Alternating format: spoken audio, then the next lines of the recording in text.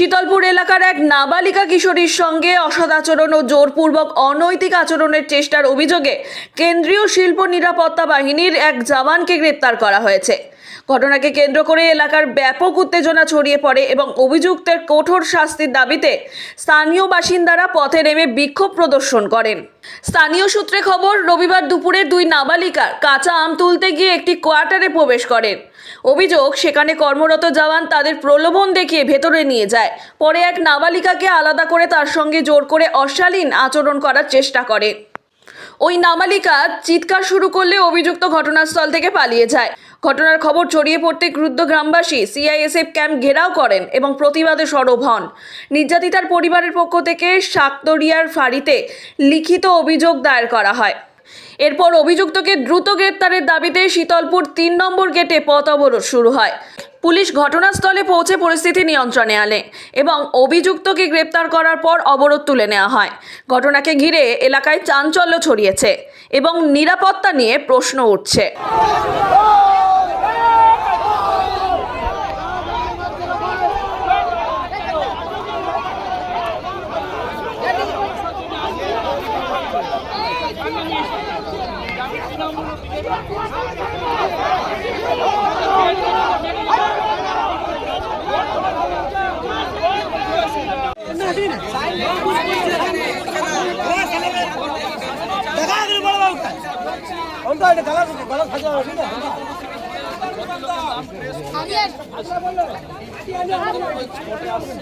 আমরা পস্কো কেসের দাবি করেছি, অলরেডি তার রিপোর্ট লেখা চলছে। আমরা ধারা দেখে পস্কো কেস পুলিশ দিয়েছে কিনা দেখে আমরা তারপর রোড ব্লকের ব্যাপারে ভুল নয় পাপ করেছে, অন্যায় করেছে।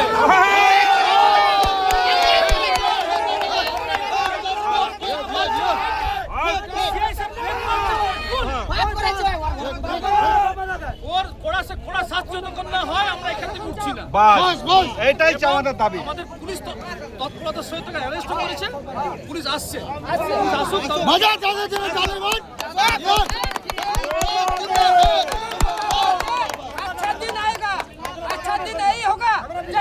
बच्चा को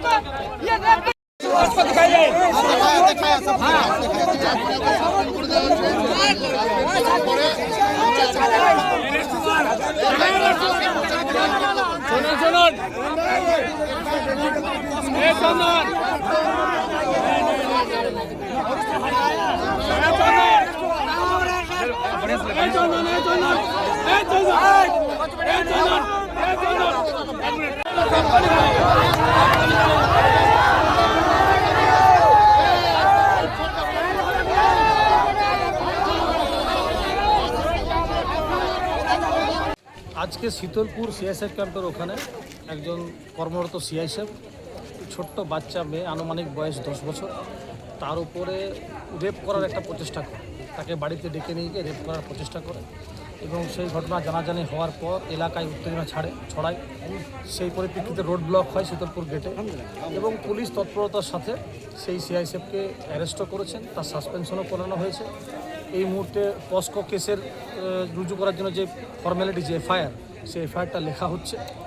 পাবলিক একটা কথাই বলছে যে সিআইএসএফ আজকে সেন্ট্রাল ফোর্স, যাকে দিয়ে আজকে বিজেপি সরকার বাংলায় ভোট করাচ্ছে, যার ভরসায়, বলছে নাকি বাংলা পুলিশের ওপর ভরসা নেই। এই সিআইএসএফ যদি এরকম ন্যাক্কারজনক ঘটনা ঘটায়, এইভাবে যদি তারা মানে জনসমক্ষে দুপুরবেলা যদি এরকম ঘটনা ঘটায়, তাহলে আমরা স্বরাষ্ট্রমন্ত্রীকে বলবো, আপনি কীভাবে রাজ্যবাসীকে আশ্বস্ত করছেন? এই বাংলা পুলিশই ছিল যে তৎপরতার সহিত 4 ঘন্টার মধ্যে সেই সিআইএসএফকে অ্যারেস্ট করে তাকে সাসপেনশন করিয়ে আজকে অ্যারেস্ট করেছে এবং আমাদের আজকে এফআইআর কিন্তু আমরা অলরেডি লেখার প্রসেসে আছি। বাবা মা পুলিশ ভেতরে কাস্টডিতে আছে।